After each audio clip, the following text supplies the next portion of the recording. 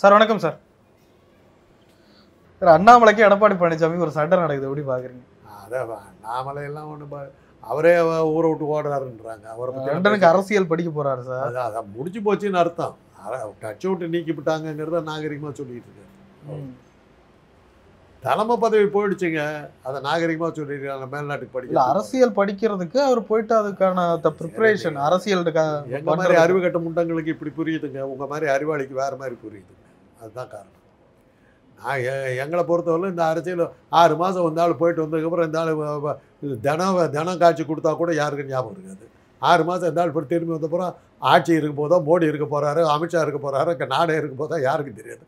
இந்த நேரத்தில் ஏங்க போகிறாரு? அதெல்லாம் சரி, உங்கள்கிட்ட விளக்கம் பண்ண வேண்டியதில்லை. எங்களை பொறுத்தவரை உங்கள் பாயிண்டில் நீங்கள் நில்லுங்க, எங்கள் பாயிண்டில் நிற்கிறோம். அவரை கட்சி விட்டு நீக்கிட்டாங்க. அதை வெளியில் சொல்கிறதுக்கு வைக்கப்பட்டுக்கிட்டு அவர் வெளிநாட்டில் போய் படிக்கிறேன்னு சொல்லிட்டு இருக்காரு. இது நீங்கள் எப்படி வேணாலும் எடுத்து இல்லை, இப்படி பாருங்களேன். இப்போ ஒரு டீச்சர் ஆகணும்னா டீச்சர் ட்ரைனிங் படிக்கணும் சார். அதை படிக்கட்டுங்க. அவர் ப்ரிப்பரேஷன் ஒரு ஆரோக்கியமான அரசியல் அவர் படிக்கிறதுக்கு போகிறாருங்க. அவர் ஆரோக்கியமான படிக்கிறதுக்கு போகிறாருங்க. இது ஒன்றும் எழுத படிக்க தெரியாது. இப்போ தான் அக்கா எல்லாம் படிக்க போகிறாரு. ஐபிஎஸ் படித்த ஆளுக்கு அரசியல் தெரியாதுங்கிறது. இப்போ தெரியுதா? ஒரு அரசியல் ஞான சூன்யமாக இவ்வளோ நாள் இருந்திருக்காரு. அவரும் அதை ஏற்றுக்கிறாரு. அதையாவது ஒத்துக்கிறீங்களா? இவ்வளோ நாள் அரசியல் தெரியாமல் வந்திருக்கேன். அதுக்கு ப்ரூஃப் இருக்குது. கர்நாடகாவில் 60 இடத்துல பொறுப்பு கொடுத்தாங்க, 55 இடத்துல தோத்தார். தமிழ்நாட்டில் பொறுப்பு கொடுத்தாங்க, 0%. போகிற இடம்லாம் கல்லூரி மாங்கம் போன வழியெல்லாம் தவிடு முடிக்கணுமே. அப்போ தான் புரிஞ்சுது நமக்கு அரசியலுக்கு நமக்கு சம்மந்தம் இல்லை. ஒரு கேள்வி கேட்கலாம் அவரை. எங்கே புறச்சவகத்துலேயும் எங்கே வந்து கணுக்கால் தண்ணி இருந்தபோது போட்டு ஓட்டிகிட்டு போனார். நீ குஜராத் வெள்ளத்தில் மற்றுக்கு தான் மோட்டர் போட்டு நீர்மூழ்கி கப்பல்லாம் எடுத்துகிட்டு போக சொல்லுங்கள். லண்டன் போகிறதுக்கு முன்னாடி அங்கெல்லாம் போய் பார்த்துட்டு போக சொல்லுங்கள். மோடி அரசாங்கத்தை நீக்க வேண்டும்னு சொல்லி போராட்டம் நடத்த சொல்லுங்கள். கள்ளச்சாராயம் இது வந்த உடனே மது விலக்கை ரத்து செய்யுங்கள், மது விலக்கை தீவிரமாக கொண்டு வாருங்கள்னாங்களே. உத்தரப்பிரதேசத்தில் இந்து மத பிரச்சாரம் பண்ண ஒரு சாமியார் கூட்டத்தில் 130 பேர் சேர்த்துருக்காங்க. இந்து மதத்தை தடை பண்ணிடுவீங்களா? சொல்லுங்களேன். அண்ணாமலை போராடுவாரா? நீங்களாம் போராடுவீங்களா? கள்ளச்சாராயம் வந்து விட்டது, மது விலக்கு தோல்வி அடைந்து விட்டது, இந்து மதம் தோல்வி அடைந்து விட்டது, இந்து மதத்தை மூடுங்கள் சொல்லுங்களேன். 130 பேர் செத்துருக்காங்க. இங்கே 30 பேர் தான் செத்தாங்க. சொல்லுங்கள். நிறைய கேள்விகள் இருக்குதுங்க. விக்கிரவாண்டி தேர்தல் முடிகிற வரையில் இந்த பிரச்சனையெல்லாம் வந்துக்கிட்டு தான் இருக்கும். சென்னையில் ஒரு கட்சி தலைவர் படுகொலை செய்யப்பட்டு நிறைய பேர் சாவாங்க. பத்தாது இது அண்ணாமலை சட்டம் ஒழுங்கு சீர்குலைஞ்சிருக்குன்னு அப்படி சொல்லி தானே விக்கிரவாண்டியில் எலெக்ஷன் நிற்கணும். அதுக்காக திட்டமிட்ட கொலை. வேற என்ன?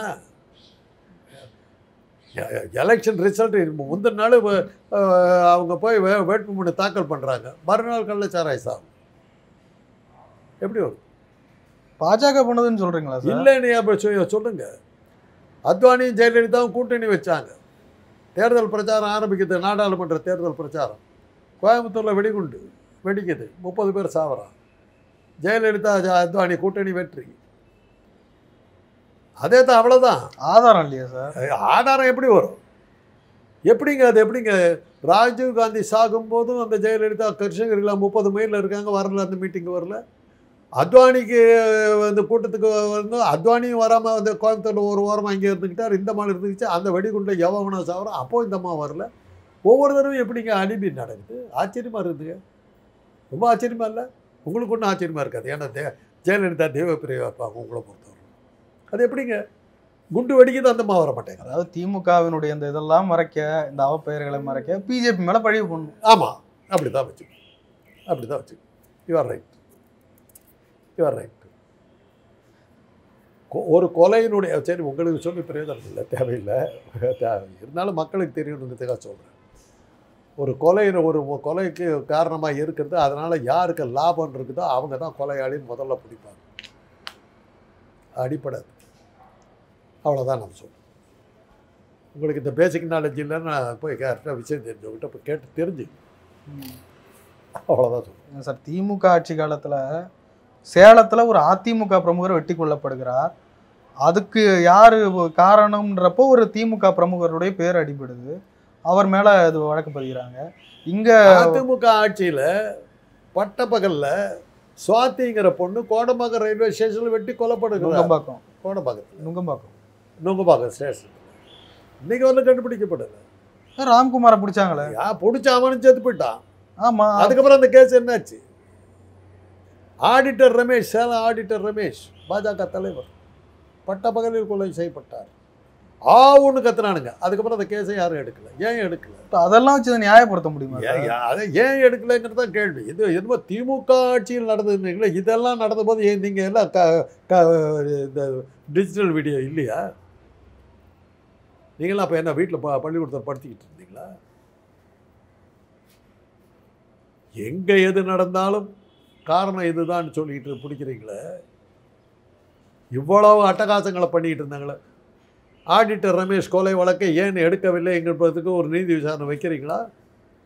ஸ்வேதா கொலை வழக்கை ஏன் இன்னும் நடக்கலை அப்படிங்கிறதுக்கு நீதி விசாரணை வைக்கிறீங்களா? பின்னணியில் என்ன நடந்ததுன்னு தெரியுமா உங்களுக்கு? யாராவது அதை பற்றி பேசுனீங்களா? அப்படியே ஓரம் கட்டிட்டீங்களே சாமர்த்தியமாக. கருவாட்டை பறி கொடுத்த பாப்பாத்தின்னு இதுக்கு தான் பழம்.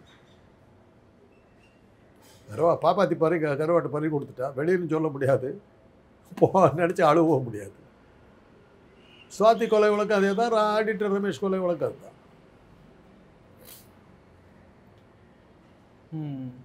ஒரு டிவியில் நான் பேசும்போது அந்த அந்த கட்சிக்காரர் என்னை மிரட்டினார். என்ன செய்வேன் தெரியுமான்னாரு. வயசாயிடுச்சுன்னு என்ன மிரட்ட பார்க்குறியா, தொலைச்சி விடுவேன். பேச மாட்டார். ஆடிட்டர் ரமேஷனுடைய கொலை வழக்கினுடைய பின்னணி உனக்கு என்னன்னு தெரியுமா? தைரியம் தான் உனக்கு என்ன? பேசவே இல்லை. சொல்லக்கூடாதுங்க, சொல்லக்கூடாது. 19 எது கிடைச்சாலும் அதிமுக பழைய போட்டு விற்கிற வண்டியில் அவங்கள தூக்கணுங்கிறது தானே உங்களுடைய எய்மு. அது பண்ணிட்டு போங்க, யார் வேணாங்கிற. அதுக்காக தானே இவ்வளோ கஷ்டப்படுறீங்க. அதுக்காக என் மக்களை பலி கொடுக்குறீங்கிறது தான் என் கேள்வி.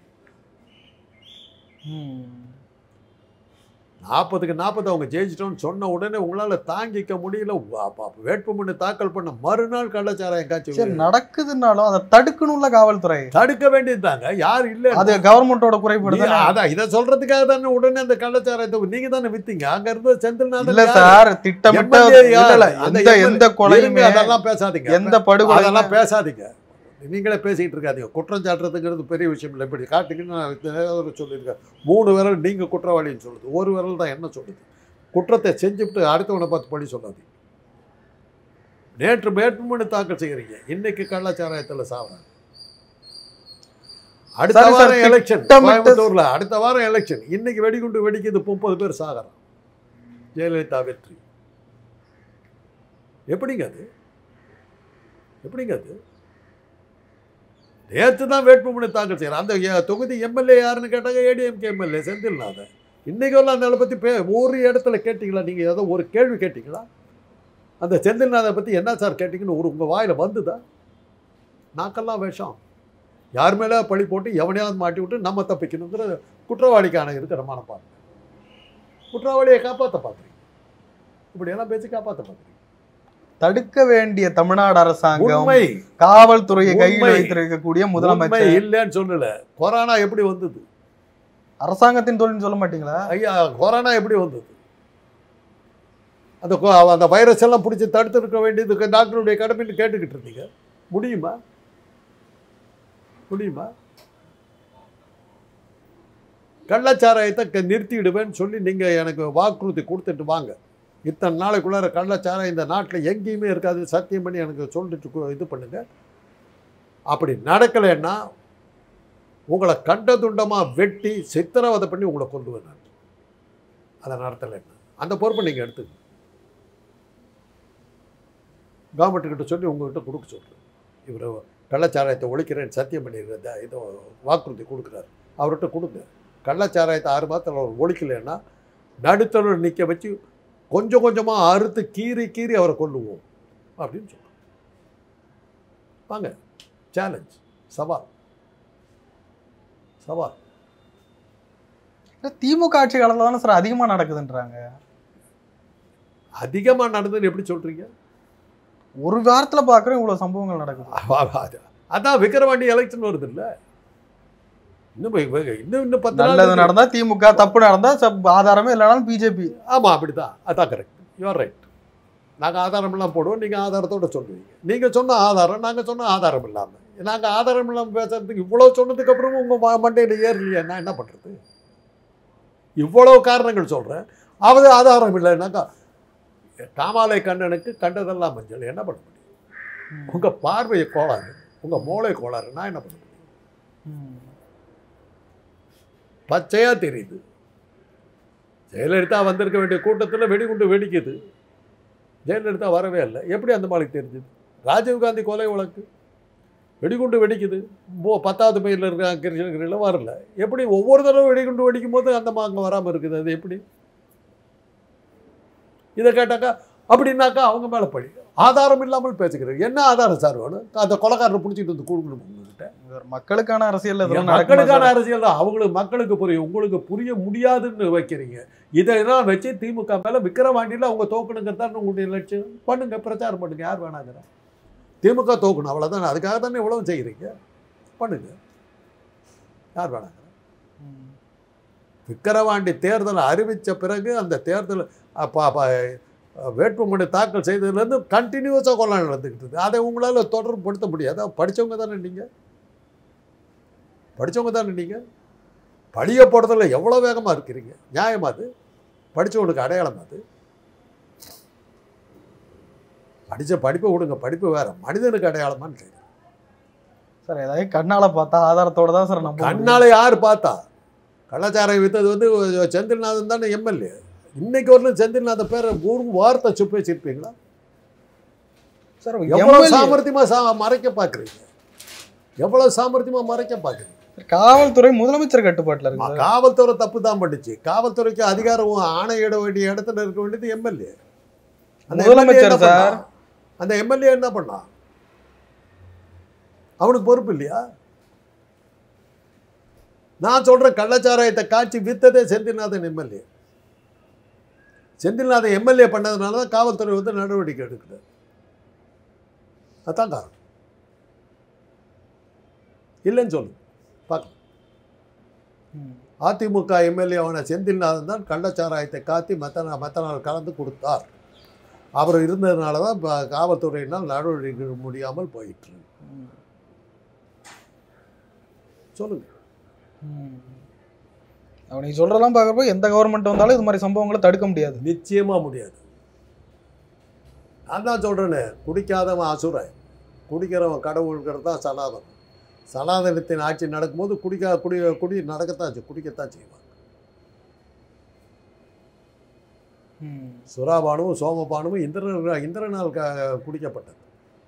அதை குடிச்சுட்டு தான் ரொம்ப திலோத்தம மேனகா ஊர் வச்சு டான்ஸ் எல்லாம் பார்த்து சந்தோஷமா இருந்தவங்களாம் கடவுள். அவனை ஏற்றி நின்றவங்களாம் அசுரன்.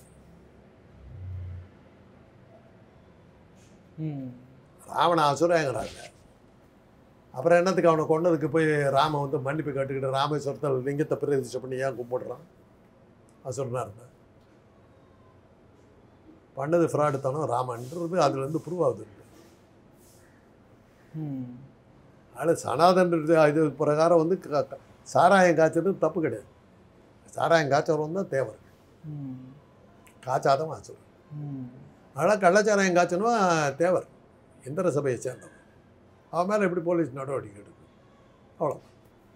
விக்கிரவாண்டி தேர்தல் பற்றி பேசுனீங்க. விக்கிரவாண்டியில் பாட்டாளி மக்கள் கட்சியும் பாஜக தலைவர் அண்ணாமலை அதிமுக தொண்டர்களும் எங்களுக்கு ஓட்டை போடணும் அப்படின்ற மாதிரி சொல்கிறாங்க. ஏன்னா எங்ககிட்ட தொண்டர்கள் இல்லை, நீங்களாம் போட்டால் தான் காப்பாற்ற முடியும்னு சொல்கிறாங்க. வேற என்ன? எங்ககிட்ட கட்சின்னு ஒன்றும் இல்லை, நீங்கள் பார்த்து போட்டு விட்டா தான் நாங்கள் தப்பிக்க முடியும். இல்லாட்டி எலெக்ஷன் நிமிஷம் எவ்வளோ ஓட்டு தான் போடுவோம், எத்தனை ஓட்டு தான் அவங்க போடுவாங்க. அதனால தான் இந்த மைனாரிட்டி அரசாங்கம் மாறிச்சு, போட முடியாமல் போய். சீமானும் கேட்குறாரு சார், ஒரு அதிமுக பாஜக காங்கிரஸ் 4 கட்சி கூட கூட்டணி இல்லைன்னாரு. அதிமுக ஆதரவு. எனக்கு தெரிஞ்ச சீமானு வந்து இன்னைக்கு வரையிலும் ஒரு எலெக்ஷனில் கூட டெபாசிட் வாங்கினது. மாநில அங்கீகாரம் பெற்ற மாநில கட்சி சார். அவர் டெபாசிட் வாங்க மாட்டார், இங்கே அங்கீகாரம் கொடுப்பாங்க. அதான் அது அவருக்கு பி டீம், பாஜகவுடைய பி டீமுங்கிறதுக்கு இதோட ப்ரூஃப் என்ன இருக்குது? அதே சமயத்தில் இன்னொரு கட்சிக்கு அங்கீகாரம், பாட்டாளி மக்கள் கட்சிக்கு அங்கீகாரம் போயிடுச்சு. விடுதலை சிறுத்தை கிடைச்சிருக்கு, பாட்டாளி மக்கள் கட்சிக்கு போயிடுச்சு. ஒரு 10,000 ஓட்டில் தான் அவங்க தோத்தாங்க. அவங்களுக்கு அங்கீகாரம் இல்லை. டெபாசிட்டே வாங்காத சீமான், ஒரு இடத்துல கூட டெபாசிட் வாங்காத சீமானுக்கும் உடனே அங்கீகாரம். பர்சன்டேஜ் சார் அது தனித்து வாங்கியிருக்காரு. ஏதோ ஒரு கதை தனித்து வாங்கினார் கதை சொல்லி தான் ஏதோ சொல்லி அவர் 3வது பெரிய கட்சின்னு சொல்லிக்கிட்டு இருந்தீங்க போன தடவை. ஒரு இடத்துல கூட டெபாசிட் வாங்காத போது தேர்தல் ஆணையம் கொடுத்தது 3வது பெரிய கட்சின்னு அங்கீகாரம். இந்த இதோட ஒரு இடத்துல கூட டெபாசிட் வாங்கல, கட்சிக்கு அங்கீகாரம் கிடைக்குது. ஆக அவர் பாஜகவுடைய பி டீம்ங்கிறதுக்கு ஒரு கள்ள கூட்டணி வச்சிருக்காருங்கிற கள்ள கூட்டணி நேரடியாக கூட்டணி வச்சிருக்காருங்கிறதுக்கு இதோட ஆதாரம் தேவை. ஒரு இடத்துல டெபாசிட் வாங்கல, கேட்டால் பர்சன்டேஜ் வாங்கிட்டார், பர்சன்டேஜ் வந்துருச்சு. அதே சமயத்தில் அதோட நிறைய ஓட்டு வாங்கின பாமகவுக்கு அங்கீகாரம் வருது. இதுதான் தேர்தல் கமிஷனுடைய யோகியதை, இதுதான் சீமானுடைய பின்னணி. இந்த இடத்துல ஒரு தேர்தல் ஒன்று நடக்குது, யோக்கியமாக நடக்குமான்னு யாருக்கு தெரியும்? இன்னும் என்னென்ன யாரெல்லாம் சாக போகிறாங்களோ தெரியல. ஏன்னா நான் போன தடவை சொன்னேன், எலெக்ஷன் வரும்போது பாஜகவினுடைய இதில் வந்து தீவிரவாத தாக்குதல் ஒன்று நடக்கும், அப்புறம் யாராவது பெரிய தலைவர்கள் சாகிறதுக்கான வாய்ப்புகள்லாம் இருக்குது, ஜாக்கிரதையாக இருந்துச்சு. தீவிரவாத தாக்குதல் வந்து போன எலெக்ஷன் முன்னாடி நடக்கிறதுக்கு தான் மணிப்பூரில் போய் பண்ணாங்க, அது பேக் ஃபயர் ஆகிடுச்சு, இவங்களே மாட்டிக்கிட்டாங்க. அதுக்கப்புறம் வந்து இம்ரான்கான் தெளிவாக சொல்லிவிட்டா, அப்படி நாங்கள்லாம் எலெக்ஷனுக்காக ஹெல்ப் பண்ணுறதுக்கு தீவிரவாத தாக்குதல் நாங்கள் பண்ணுறதா இல்லைன்னு விட்டார். அதுக்கப்புறம் தான் மோடியால் ஒன்றும் பண்ண முடியல. ஜின்பிங்கை கேட்கலாம், அவர் தீவிரவாத தாக்குதல் பண்ண மாட்டப்பா, நான் நடத்திவிட்டு நாட்டையே பிடிச்சிடுவார். அவர் இப்போ பாகிஸ்தான் போயிடுவான் திரும்பி, அவன் போக மாட்டான். அதனால தான் அங்கே கேட்க முடியல. அதனால தான் இந்த தடவை தேர்தல் தோல்வி. இது நடத்துறதுக்கு தீவிரவாத தாக்குதல் நடத்த முடியல. எந்த தலைவரும் எல்லாம் ஜாக்கிரதையாக பார்த்துக்கிட்டாங்க. அதனால தான் எவ்வளோ பெரிய தோல்வி. அடுத்து அப்படியே எலெக்ஷன் ஓட்டிங் மிஷினை பற்றி எல்லாத்துக்கும் தெரிஞ்சு போச்சு, எல்லாம் கண்ணு குத்தி பாம்பாட்டை பார்க்க ஆரம்பிச்சிட்டாங்க. பல இடங்களில் தோல்வி. அதனால தான் மைனாரிட்டி. அவ்வளோதான். நீ அரசு மைனாரிட்டினாலும் அவங்க தான் கவர்மெண்ட் இருக்கட்டுங்க. அவரால் செக்ஸ் வச்சுக்க முடியாதுங்க, எதுவும் பண்ண முடியாது, படுத்து கிடப்பாருங்க. ஆனால் அவர் தான் புருஷங்க. இப்படி ஒரு உதாரணமா சார்? அது உங்களுக்கு அப்படி சொன்னால் தான் புரியும். மோடி கூட்டத்துக்கு இப்படி தான் சொல்கிறேன். ஒரு வங்கதேசத்தை வங்காளத்தை சேர்ந்த ஒரு பொண்ணை பேச எந்திரிச்ச உடனே பயந்து நடிக்க ஓடுறாரு இந்த ஆள். பயந்து ஓடாத மோடி உட்காரு அந்த பொண்ணு. இதை விட என்ன கேவலம். அவர் தான் ஆட்சியில் இருக்கார், இருக்கட்டும். இப்படி ஒரு ஆட்சி தேவையா சார்? ஆனால் மான மரியாதை பற்றியெல்லாம் கவலைப்படுற ஆள் இல்லை. ஒரு அதை பற்றியெல்லாம் கவலைப்படுறோம். வரவேற்கிறதுக்கு சவுத் ஆப்பிரிக்காவில் வரவேற்கிறதுக்கு ஒருத்தனும் வரமாட்டேன்ட்டான், பிளேன் விட்டு வரங்காமல் நின்றுட்டு இருக்காரு. அப்புறம் யாரோ ஒரு கிளார்க்கை விட்டு கூப்பிட்டு வச்சாங்க. அந்த மாதிரி கேவலத்தை எல்லாம் அனுபவிச்சு ஆசாமி. அவருக்கு இதெல்லாம் ஒரு கேவலமா பழகி போச்சு. அவர் உங்களுக்கும் பழகி போச்சு. சார் நிறைய விஷயங்களை பகிர்ந்து. நன்றி சார்.